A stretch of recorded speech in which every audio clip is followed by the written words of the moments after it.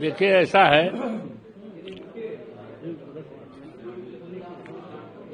जिस समय चुनाव की घोषणा हो गई और पूरे प्रदेश में आचार संहिता लागू हो गई और उस आचार संहिता का उल्लंघन करते हुए भारतीय जनता पार्टी ने, उनकी सरकार ने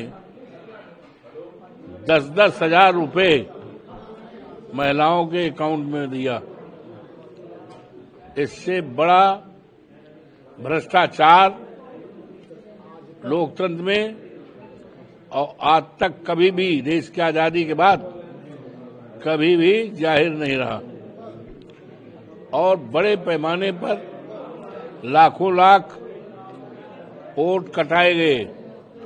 बाबा साहब भीमराव अंबेडकर ने मतदान का अधिकार दिया है, लेकिन अफसोस है बाबा साहब भीमराव अंबेडकर के मतदान का जो अधिकार दिया गया है उसको काटा गया है, वोट डालने का अधिकार से वंचित रखा गया।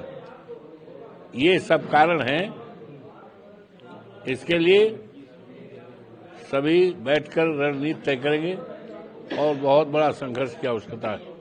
दूसरा सवाल अखिलेश यादव ने भी कहा है, बिहार में जो खेल एसआईआर किया है वह पश्चिम बंगाल, तमिलनाडु, यूपी और बाकी जगह पर अब नहीं हो पाएगा, क्योंकि यह चुनावी साजिश अब भंडाफोड़ हो चुका है। अब आगे हम खेल इसको नहीं खेलने देंगे। सीसीटीवी की तरह पीपीटीवी मतलब पीडीए पहरी चौकन्ना रह करके भाजपाई मंसूबों को नाकाम करेगी। सही है, ये तो साबित हो गया है। 24 के चुनाव में सारे देश ने देखा कि उत्तर प्रदेश में भारतीय जनता पार्टी का सफाया हुआ। माननीय अखिलेश यादव जी के नेतृत्व में हमारे 37 सांसद जीते। लोकसभा में तीसरी शक्ति हुई। 5-7 सांसदों को गिनती में हराया गया। 6 हमारे सहयोग से कांग्रेस के हैं। तो 80 में 23-24 तो ऐसे हैं। भारतीय जनता पार्टी तो हारी ही है, हारेगी। जो कहा अखिलेश यादव ने वो सही कहा कि 100% सही कहा।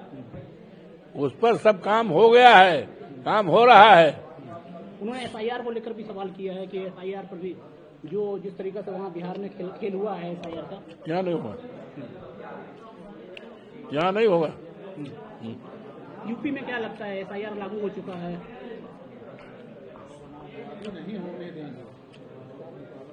वहाँ वो नहीं होने देंगे। बस उत्तर प्रदेश में क्या करना है? सब ठीक रहेगा।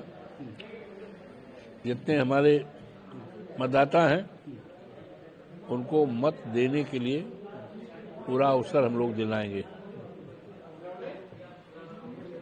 25 नवंबर के लिए क्या कहना है? प्रधानमंत्री जी आ रहे हैं, ध्वजा पूजन का कार्यक्रम है। स्वागत है,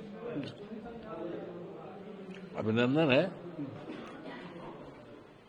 अभिनंदन अच्छा है। हमें उम्मीद है उनके आने से विकास होगा। उनके आने से लाखों नौजवान जो पढ़े लिखे हैं, ज़्यादा हो रहे हैं, नौकरी नहीं है, उसका रास्ता खुलेगा। घर लोगों को उजाड़ा गया है,